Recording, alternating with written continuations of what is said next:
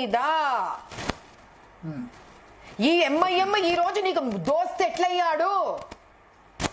ఈ ఎంఐఎం రేవంత్ రెడ్డి గారు కాంగ్రెస్ కలిసి ఎలా మీరు రన్ చేస్తున్నారు గవర్నమెంట్ ని? సో మీకు మోసాలు చేసే ఎంఐఎం కావాలా? మీకు కావాల్సినప్పుడు మీ సర్కారు చేసుకునేటప్పుడు అప్పుడు స్పందించదా? మీరు ఇంకో వీడియో చూడండి, 144 సెక్షన్ ఉంటుంది ఎలక్షన్ డే రోజు.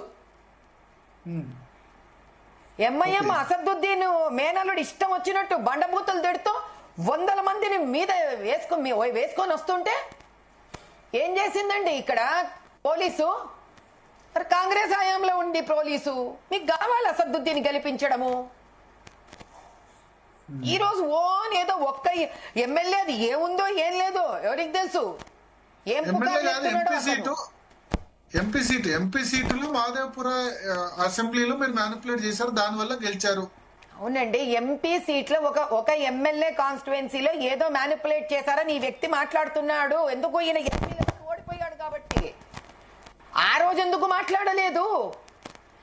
7 ఎమ్మెల్యే కాన్స్టిట్యుయెన్సీస్ లో ఉన్న బోగసింగ్ నేను బయట చెప్పినప్పుడు మీరు ఎందుకు స్పందించలేదు? ఈ రోజు మీరు ఎక్స్పెక్ట్ చేస్తున్నారు కదా స్పందించాలని. భారతీయ జనతా పార్టీ క్యాడర్ ఏం చేసింది మరి? ఇప్పుడు 7 చోట్ల 5 లక్షల బోగస్ ఓట్లు అయితే గనక భారతీయ జనతా పార్టీ క్యాడర్ అప్పుడు ఎందుకు రెస్పాండ్ కాలేదు? ఓం ప్రకాష్ పాఠక్ గారు, భరత్ గారు, ఓం ప్రకాష్ పాఠక్ గారు నేషనల్ బీజేపీ ఎలక్షన్ ఇన్ఛార్జ్.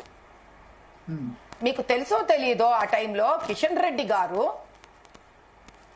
ఈయన అంటే ఓం ప్రకాష్ పాఠక్ గారు, నేను నడ్డాజీ గారికి అప్పట్లో మాకు నేషనల్ ఆయన ఇప్పుడున్న ప్రెసిడెంట్ గారికి నేను వెళ్ళి డాక్యుమెంట్ సబ్మిట్ చేశాను ఆయనకి. ఫస్ట్ నేను ఎలక్షన్ కమిషన్కి ఇవ్వాలా. ఆయన ఏమన్నారంటే, అమ్మా ఓం ప్రకాష్ పాఠక్ గారు చూసుకుంటున్నారు, వారికి కాపీ పంపించండి. నేను పంపిస్తానంటే పాపం ఫోన్ చేశారు నాకు ఓం ప్రకాష్ పాఠక్ గారు.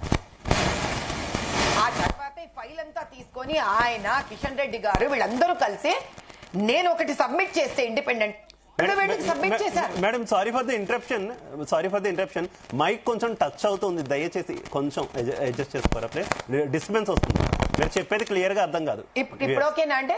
ఇప్పుడు క్లియర్ గా ఉంది. అప్పట్లో నడ్డా గారికి నేను ఫైల్ సబ్మిట్ చేస్తే నడ్డా గారు ఓం ప్రకాష్ పాఠక్ గారికి పంపిస్తే ఓం ప్రకాష్ పాఠక్ గారు నాకు ఫోన్ చేసి, అమ్మా మీరు ఒకటి పంపించండి, మేము ఇక్కడి నుంచి కూడా రిప్రజెంటేషన్ ఇస్తామంటే అప్పట్లో కిషన్ రెడ్డి గారు మా state president Kishan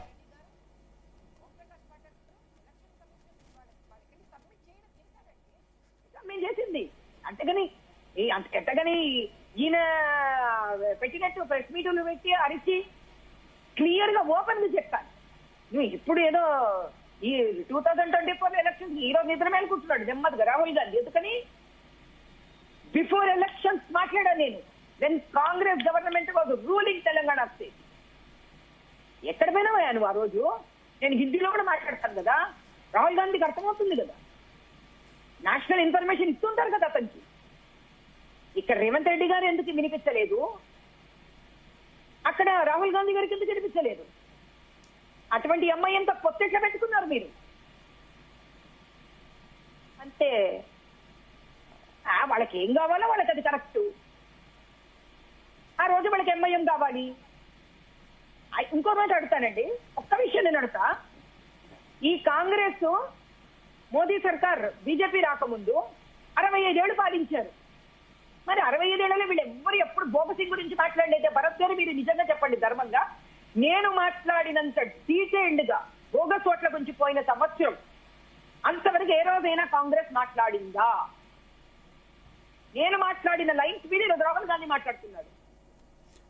right sir మనం కంటిన్యూ చేద్దాం ఈలోగా.